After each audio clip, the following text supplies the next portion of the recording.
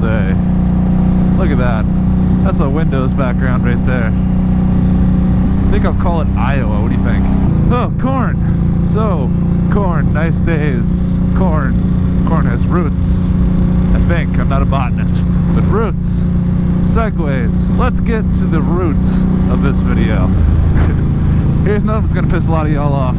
Was Polaris shutting down Victory Motorcycles? Was it a good idea? Well, yeah. Case closed, right? Okay, so let's talk about this a little bit. Now, if I had voiced this opinion a little while ago, maybe like a year ago, I don't think it would have generated that much butthurt, but I'm fairly certain this is going to be a rather inflammatory video for a lot of you. So I'm going to give my opinion of Victory for pretty much all of that motorcycle company's lifespan. What do I think of Victory?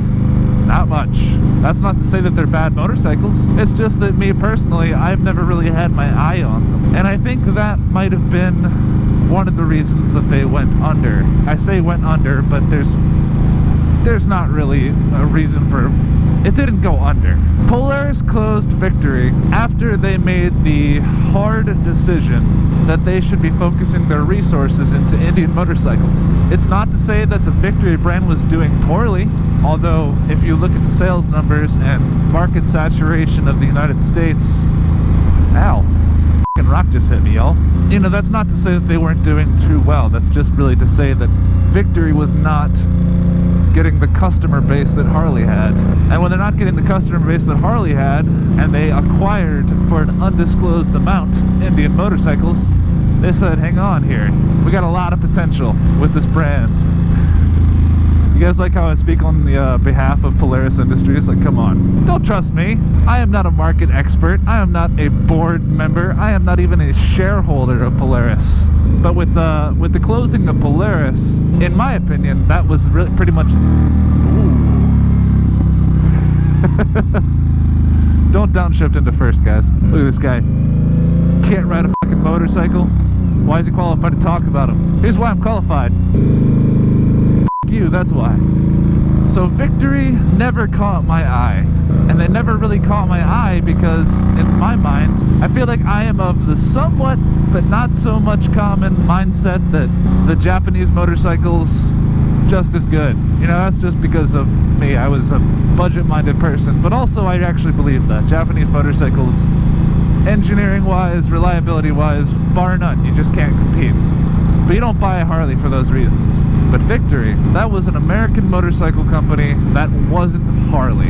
And that's pretty much all I could say about them. They never really put out anything that caught my eye until, I would say, when I was working for a certain company that made quite a bit of money, so you can imagine its executives had the money to dish out for toys. One day, when I was pulling up to work in my VS800 Suzuki Intruder, later known as the Boulevard, I noticed that there was a touring bike, and it was unlike any touring bike I had ever seen. It had a very big, wide, swooping front end. Like, when I say it had a front fairing, I mean, y'all, this thing looked like it was out of the future.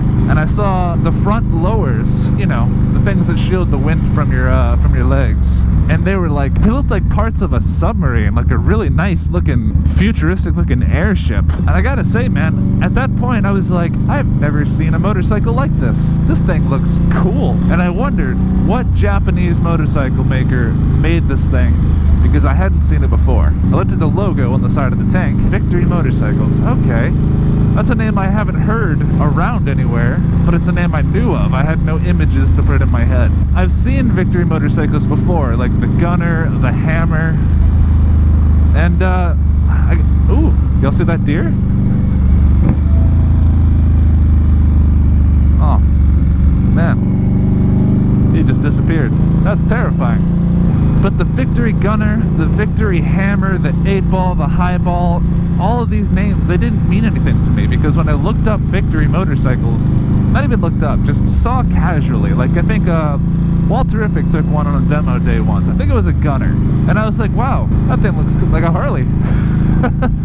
It looked like a Harley with matte paint. I know I'm gonna get a lot of hate and flack for this, you guys, but I'm sorry. Victory motorcycles, with exception to their big touring bikes, looked like it was just a Harley. like imitating a Harley, sort of in the same way that the Yamaha Bolt, if you don't know what you're looking at, you can mistake that for a Harley. It's just got such similar styling. But I tell you what, man, those big Victory bagger touring bikes, they were something else. They looked like they just, it's like if someone just ripped the wing off of a fighter jet and a submarine, had a baby with it, and turned it into a motorcycle. That's what a Victory touring bike looked like. And hey, I was all about it.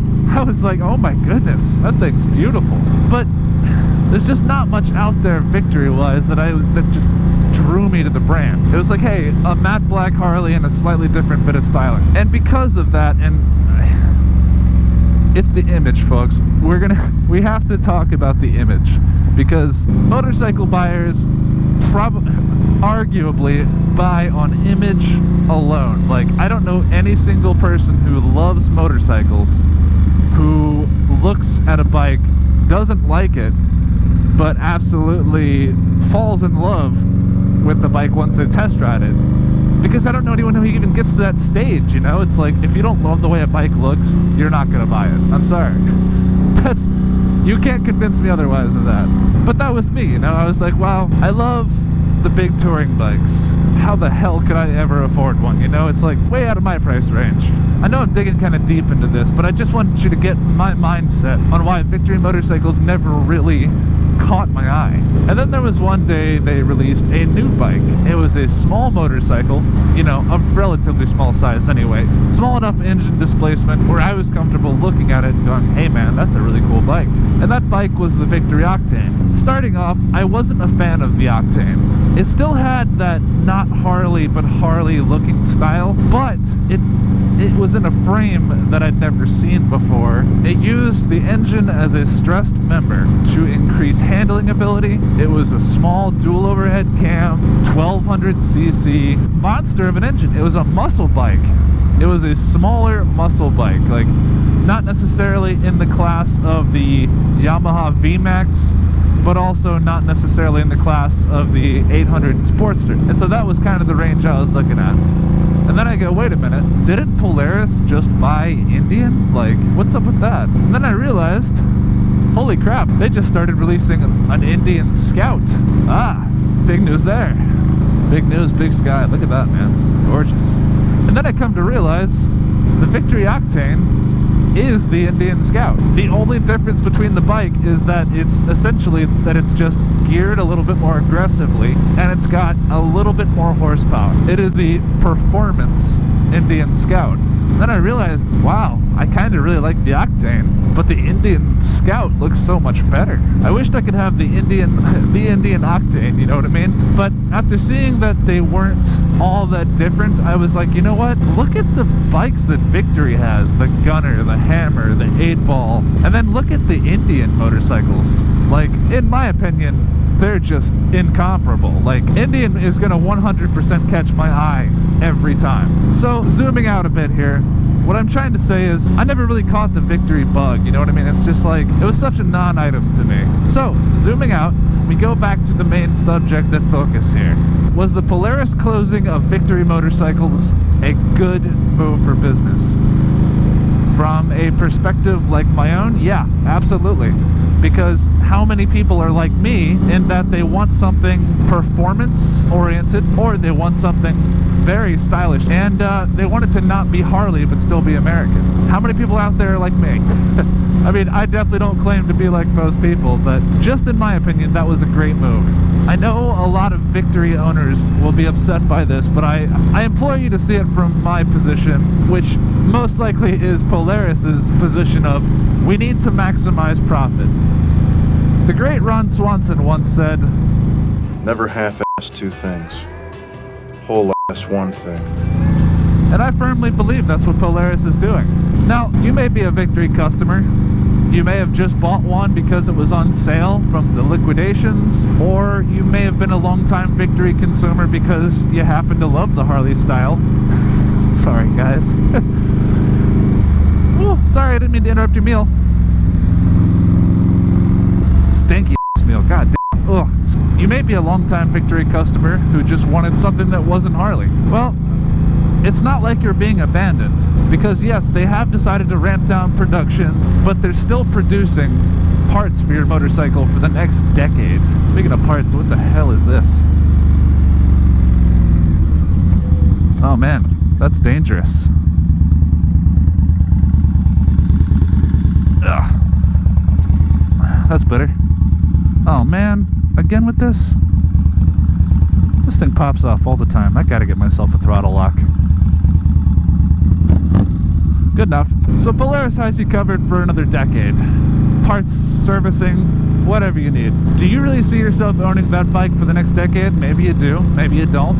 But given the build quality and enjoyment that I get out of this Polaris product, man, I don't think you really need to worry about parts and all that. I mean, after the next decade is done, parts will have just stopped being made. So anything replaceable that needs replacing on your bikes, I mean, I'm sure it'll be fine. I'm sure you can get the parts and service for relatively cheap. That's good on them. I'm really happy to see that Polaris is doing that, because if they all of a sudden just canceled all activity and they canceled all parts production or servicing, that would have been shitty. Just let all those employees go overnight, that would have been a bad move. I would not have applauded that. It's not necessarily that I was applauding their move to close Victory. What I'm saying here is I understand it. And yes, I do think it was the right decision. Now, if closing Victory saved them quite a lot of money, I especially understand, because I think it was not even a year before that happened, Polaris had just closed on I want to say a little bit over $500 million in acquiring a tooling company that made truck parts. I can't remember exactly the company was called. I'll put it up here. But if that wasn't a very profitable venture for them, then yeah, they really needed to trim the fat. And if we're looking at Polaris's business here, their main thing they're known for are side-by-sides, used to be jet skis, other stuff like that. And then they have Indian and they have Victory. What is the most redundant thing in that wheelhouse that you think they would have considered fat to trim? I'm gonna say Victory. Now, here is why it especially was a good decision. Research and development. All of the research and development costs that had been in Victory are now still internal company assets that can be used towards Indian motorcycles. Why is that a great thing? Well, because Harley had announced that they have been working, or will be releasing, a fully electric motorcycle.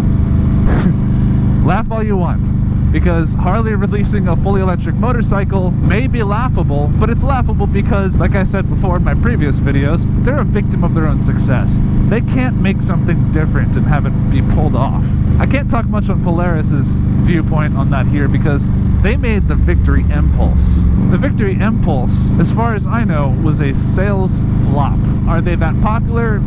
Not really, but I don't think an electric motorcycle can be that popular. At least not until Tesla releases one. But I tell you what, I've said this ever since Victory had closed. I bet you anything, we are going to see a newer, improved Victory Impulse with classic styling and an Indian badge thrown on it. That's not to say that the Victory Impulse was ugly, because I actually thought the Victory Impulse was beautiful, but I did not think that it was going to sell well. Do I think it'll sell well with an Indian logo slapped on its tank?